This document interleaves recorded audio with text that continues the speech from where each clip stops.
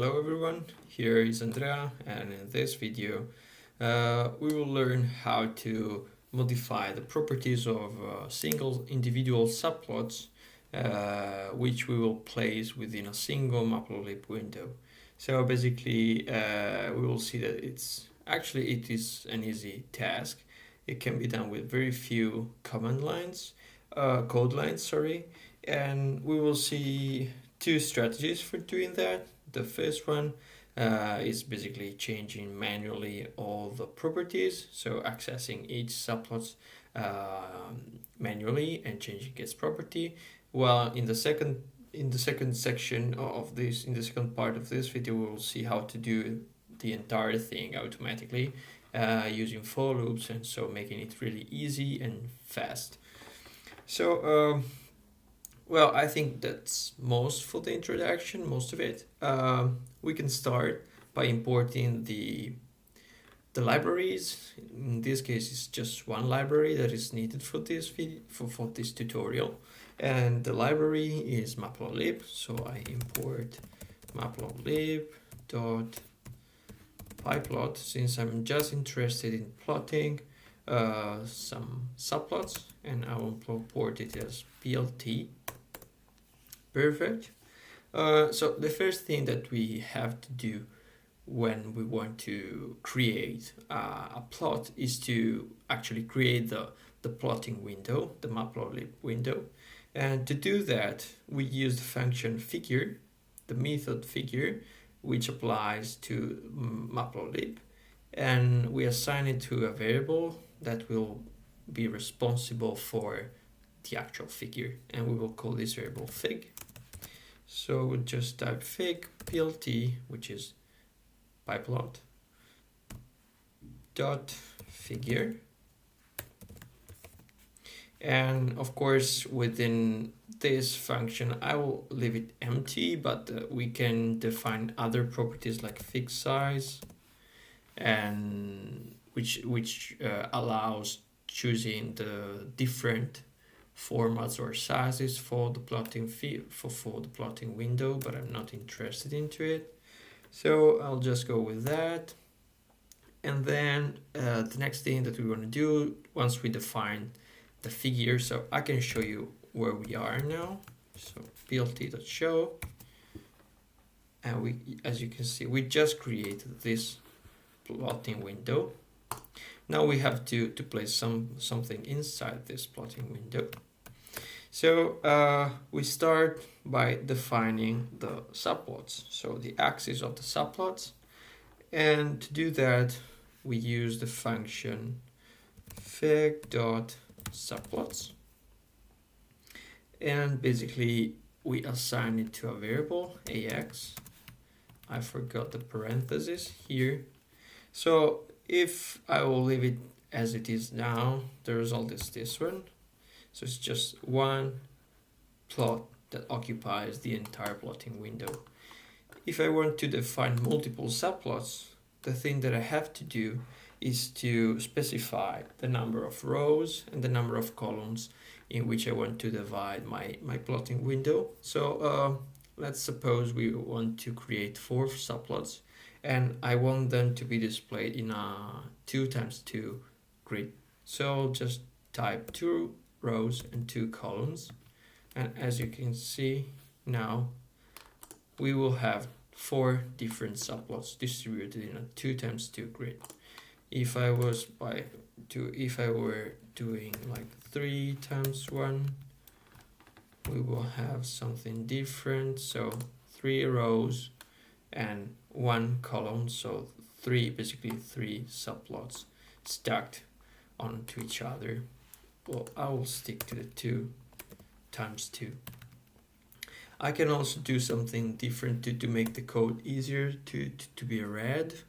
So I can define 2 variable rows and calls, and specify that there are 2 and 2, which are the number of rows and the number of calls that I want in my plotting window. And now within the function subplots, I can just specify rows and calls, which I think is better.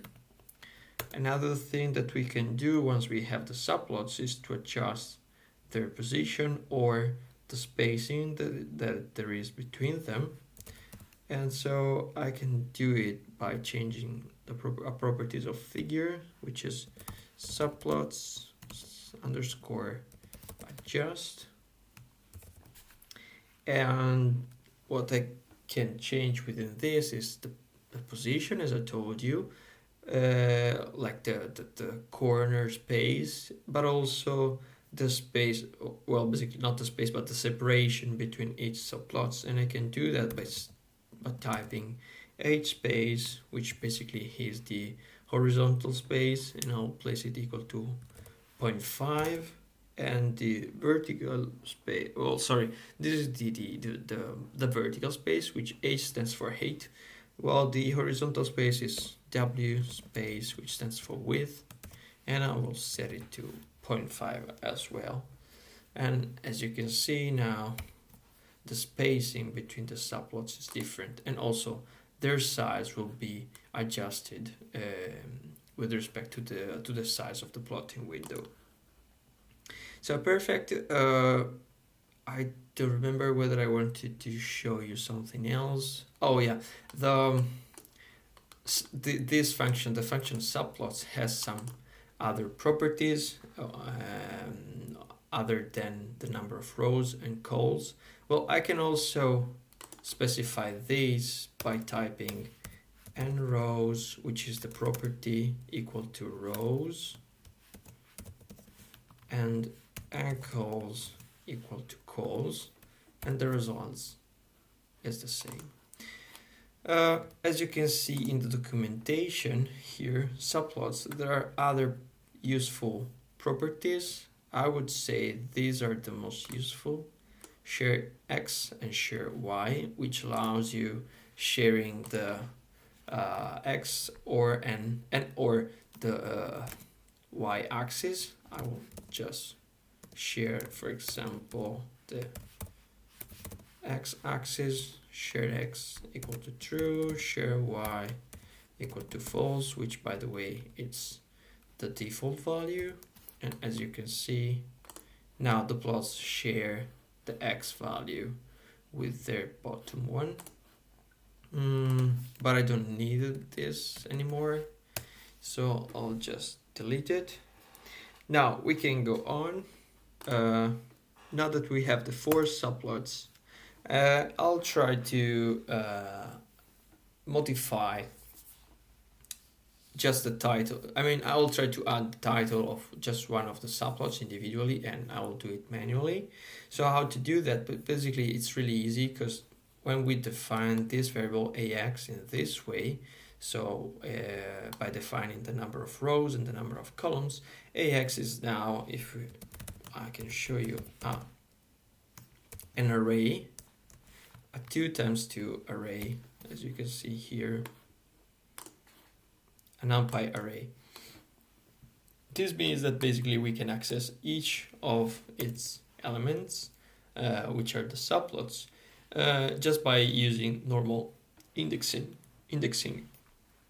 So I'll just type our comment, in which I just go on what I'm doing. So adding a title to an individual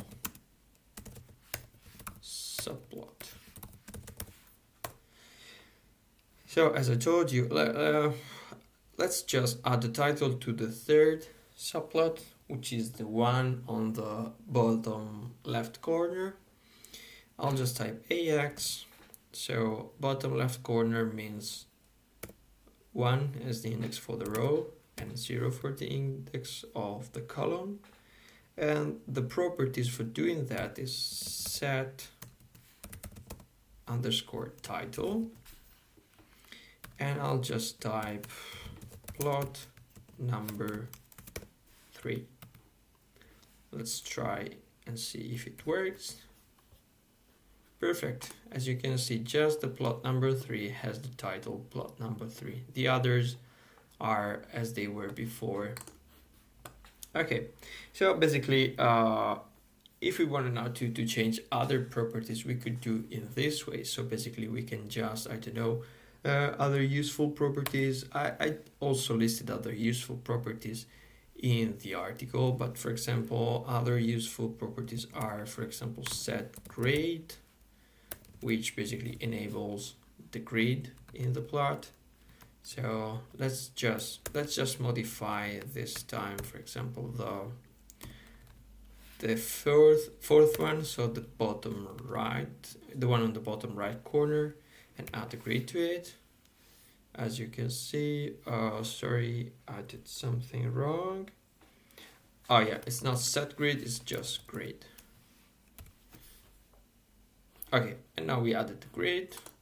Or I don't know, we might be interested in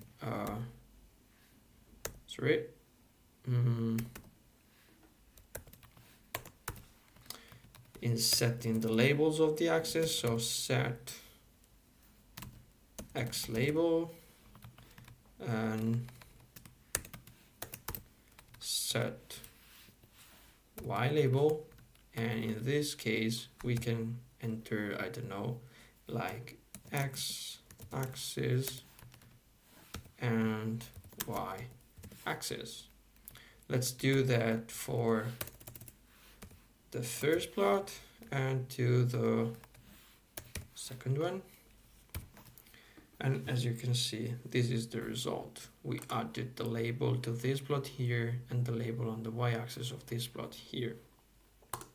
Now, the manual strategy is to do this for all the plots and for all the properties that we are interested into. But as you might see, it can be time consuming and also an annoying procedure, especially when we have a lot of plots and a lot of properties that we want to define. So to overcome these, let me just like the first one. To overcome this challenge, we can do the whole process automatically, and this is useful especially when we have multiple subplots for which we want to initialize the same properties or quite the same properties. So I'll just write automatically set the properties for all the subplots. Perfect. To do that, basically we exploit a couple of nested for loops, and by iterating through all the elements of the array AX, we will change the properties of each subplot. So let me just define an index here, and I call it n equal to 1, and I will specify to you later what it is used for. And then I will just start by defining the two for loops. So the first one for I in range. So we have to, this is referred to the lines, to the rows basically. So it goes from 0 to the maximum rows. So I can just type rows, and then we indent another for loop that will iterate through the columns. So for j in range calls, perfect. And within them, we will change the properties of our plots. So AX and the index of the subplot that we're going to change are defined by the iterative indexes I and j for the columns. Let's just first enable the grade. And well, before we just enable, previously we just enable the grid, but we can also define some properties of the grid. For example, I want to do it white. So color of the grid, white. And also we can change like the line width, so the width of the lines of the grid. And I'll put it equal to 1. So this is the first property. Another property that we might change is, again, set y label, and this label will be equal to y axis, which will basically I mean, it could be something that we might be interested in initializing for all the subplots. That one is x-axis, and we change this property to x. Again, but as you can see, we're not changing the plot to which we are referring to, because we are basically iterating through all of them. Another property, again, we can change, since we did like the grid in white, we can change the background color of the subplots, and it can be done by this method here, set face color, and we pass as a string the color that we want. Let's do it gray. Perfect. Last property that I want to change, as we did before, is the title. So dot set title, and so if we want to change the title of all the subplots, most of the times the title of each subplot will be different, but we can just assuming that we want to call them just plot number 1, plot number 2, and plot number 3, we can do it in an iterative way again. In this case, will come handy the index that I have initialized here, because we can set the title equal to string plot number, and then we can just do plus convert to string the number n, and once we exit from this for loop, so we stop defining all the properties for one subplot and we just shift to the other, these parameters n will be will increase by 1 its value. Perfect. Let me just space it a little bit more. And yeah, basically I think that we are done. I'll just show you the ending result. Okay, I think we did it. Plot number 1, plot number 2, number 3, and number 4.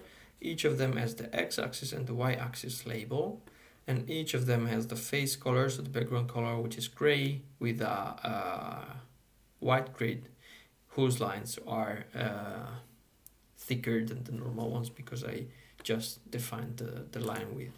I just set the line width equal to 1. So I think that's it basically for this tutorial. I hope you liked that and you understood how to basically modify and address each subplots that you created in the Matplotlib window. See you next time.